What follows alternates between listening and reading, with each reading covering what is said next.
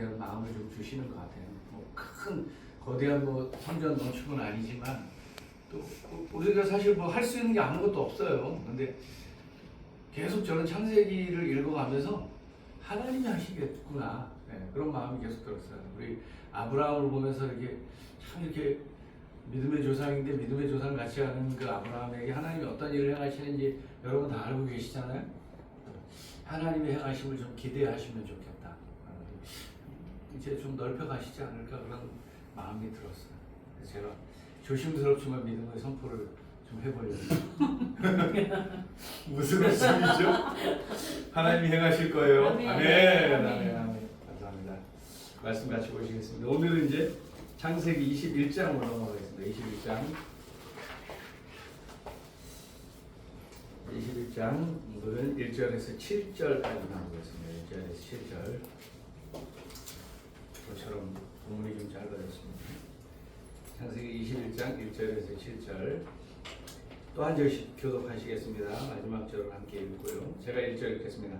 여호와께서 말씀하신 대로 사라를 돌보셨고 여호와께서 말씀하신 대로 사라에게 행하셨으므로 사라가 임신하고 하나님이 말씀하신 시기가 되어 노년의 아브라함에게 아들을 낳으니 아브라함이 그에게 태어난 아들 곧 사라가 자기에게 낳은 아들을 이름하여 이삭이라 하였고 그 아들 이삭이 난 지 8년 만에 그가 하나님이 명령하신 대로 할례를 행하였더라. 아브라함이 그의 아들 이삭이 그에게 태어날 때에 백세라. 사라가 이르되 하나님이 나를 웃게 하시니 듣는 자가 다 나와 함께 되겠으리로다. 함께 읽겠습니다. 또 이르되 사라가 자식들을 젖먹이겠다고 누가 아브라함에게 말하였으리요마는 아브라함의 노경에 내가 아들을 낳았도다 하니라. 지난주에 저 이거 나눠드리니까 도움이 되는가요? 또 나눠드릴까요? 네, 이제 나눠드리겠습니다.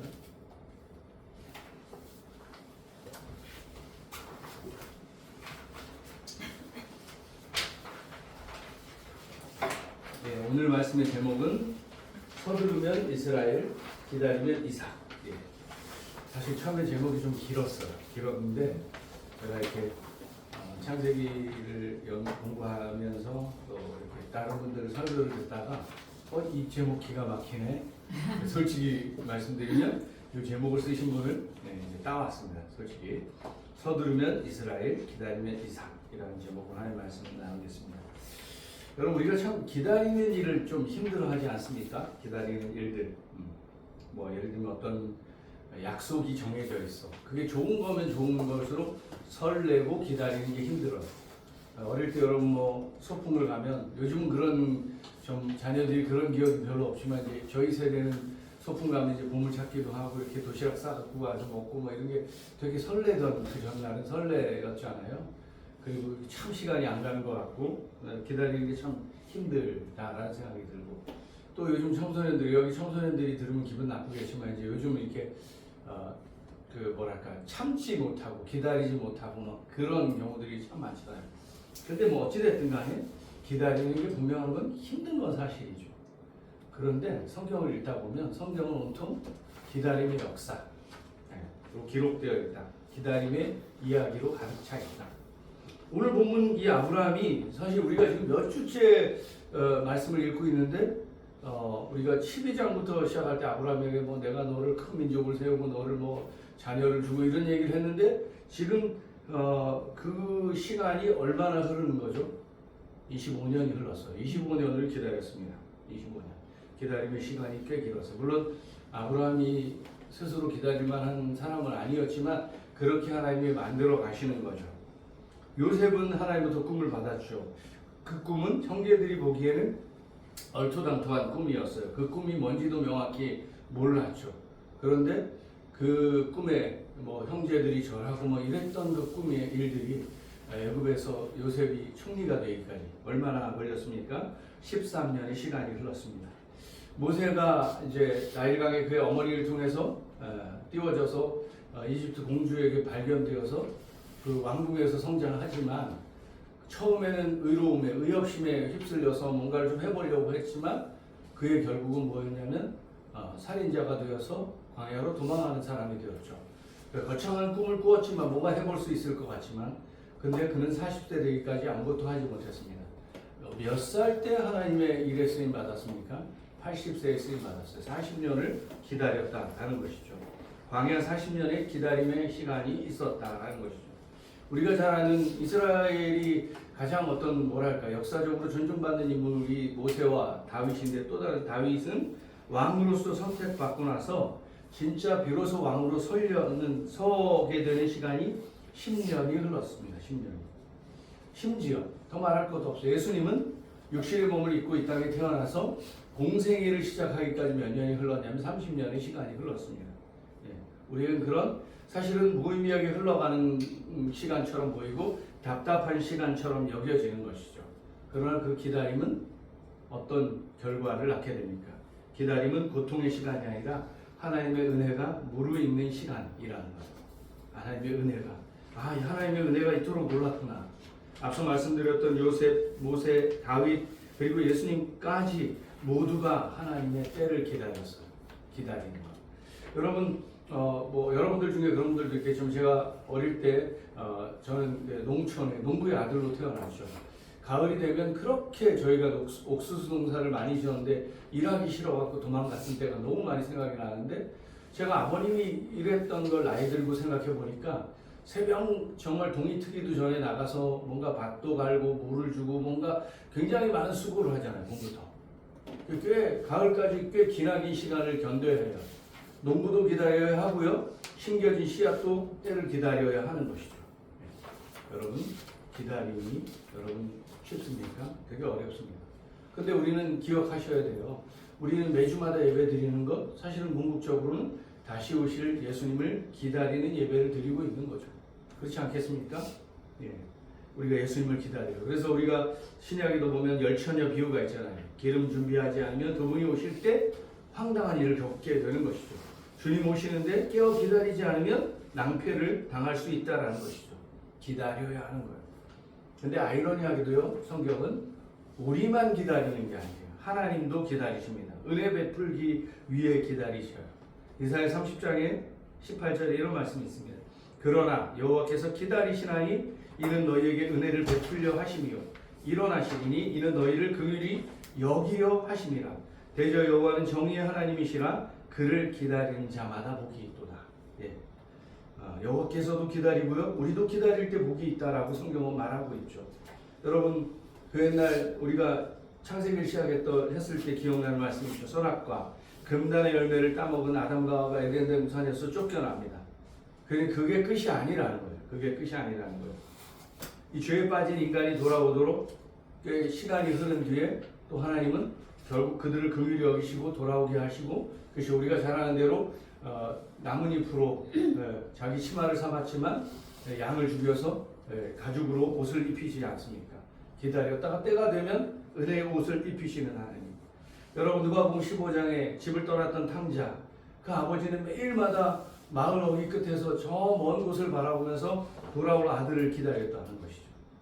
지금 예수님은 어떻게 하고 계십니까? 베드로 3장 9절에 보면 주의 약속은 어떤 이들이 더디다고 생각하는 것 같이 더딘 것이 아니라 오직 주께서는 너희를 대하여 오래 참으사 아무도 멸망하지 않고 다 회개하기에 이르기를 원하시니라. 지금도 예수님은 기다리고 계세요. 어떻게 해요?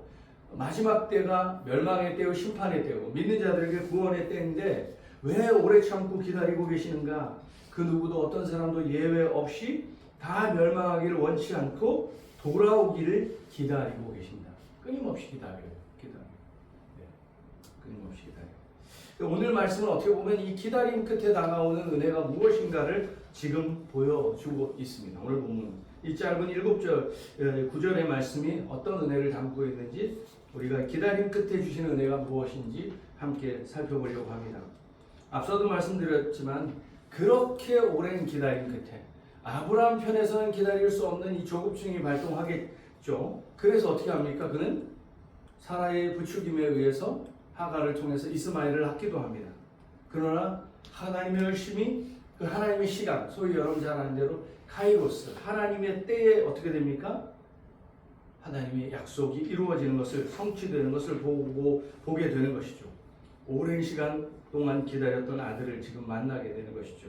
1절 말씀, 여호와께서 말씀하신 대로 사라를 돌보셨고 여호와께서 말씀하신 대로 사라에게 행하셨다. 여기서 중요한 포인트가 뭐예요? 두 번이나 강조되는 말씀이 있지 않습니까? 여호와께서 말씀하신 대로, 말씀하신 대로. 이게 바꿔 말하면 약속하신 대로 이미 말씀하셨다는 말이죠. 갈대아 후르에서 떠나 나올 때 아브라함에게 너에게 자식 주겠다. 그리고 아브라함이 잊을만 하면 다시 찾아와서 그 기억을 끊임없이 상기시켜 주시잖아요.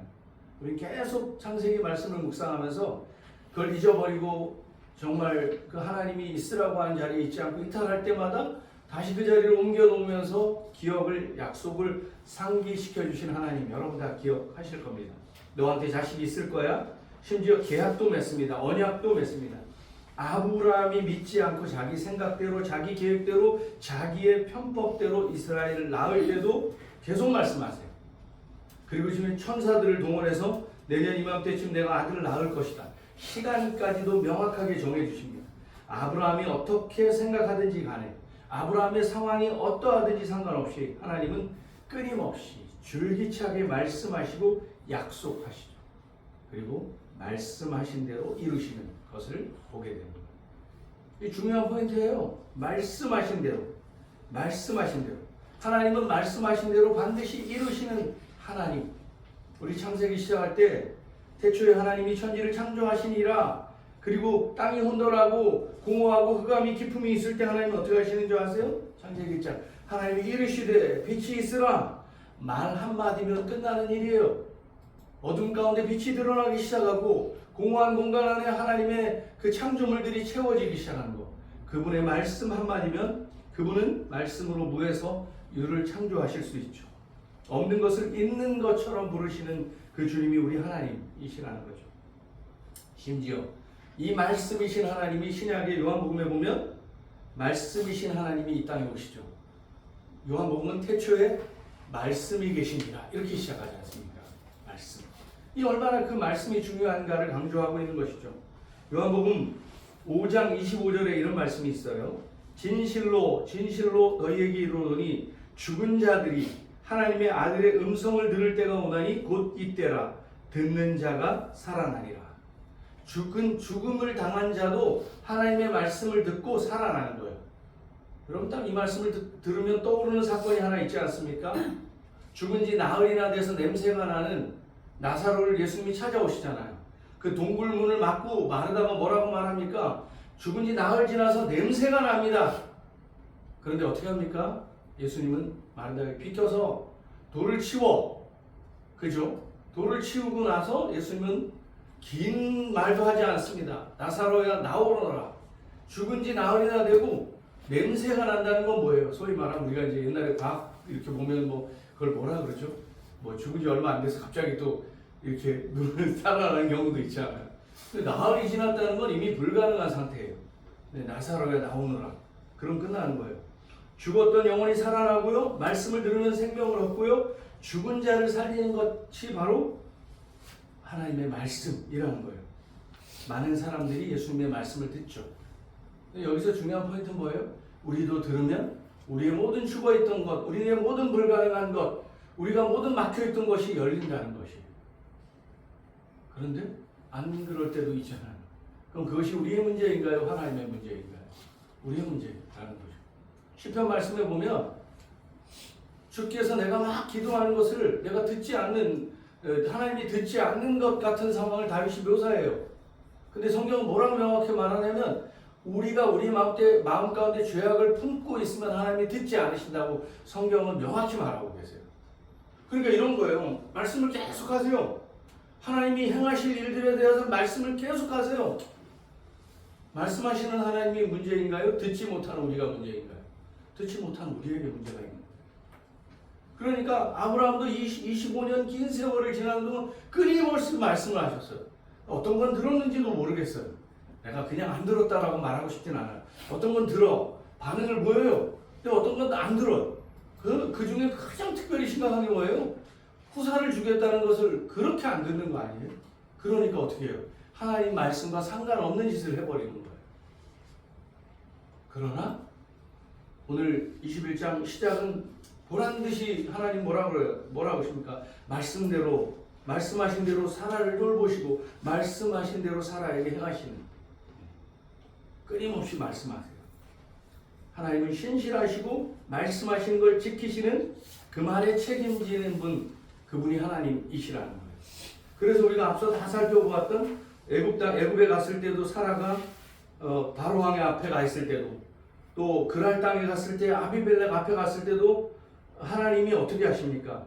그 사라를 털끝 하나 건드리지 못하도록 사라를 돌보세요. 인간의 실수가 있지만 하나님은 지금 무슨 약속을 이미 하셨어요? 사라를 통해서 후사를 약속하셨단 말이에요. 지금요, 앞서 하가를 통해서 이스마엘을 낳은 것만 문제가 아니에요. 어찌 보면 지금 아브라함은 하나님이 말씀하셨는데 지망대로 해서 지금 문제가 생기는 거예요. 하나님의 약속을 인간이 막아서는 문제가 생길 뻔한 거예요. 근데 하나님은 두 번이나 그때마다 어떻게 해요? 사라를 보호하세요. 그리고 어떻게 해요? 바로 왕도 그렇고 아비멜렉 왕도 그렇고 사라를 돌려보낼 때 금과 은과 많은 보화를 줍니다. 왜 줍니까? 그가 수치를 당하지 않았다. 그러니까 어떻게 보면 어떤 성적인 문제가 없었다라는 증명을 하고 있는 거예요. 그러니까 그만큼 하나님이 사라를 정말 특별하게 돌보셨다는 거예요. 하나님의 말씀하신 약속을 성취하기 위해서. 근데 이쯤 되면 제가 지금 앞에도 그런 말씀을 드렸지만 인간이 할 수 있는 게 뭐가 없어요. 인간은 하나님이 말씀하셔도 어떤 때는 또 잘 듣는 것 같다 해도 어떤 때는 딴 데 가기도 하고 자기 마음대로 해석도 그렇게 할 때가 많지 않습니다. 우리가 뭘 할 수 있는가? 네. 여러분도 마찬가지지만 저희도 이제 우리가 아이가 셋이 여기 있어서 아이 얘기를 하기 좀 그렇지만 다 우리가 동일하게 경험해요. 아이를 키워보면서 할 수 있는 게 없다라는 걸 많이 느끼게 되죠. 네. 제가 아직도 생각이 나는데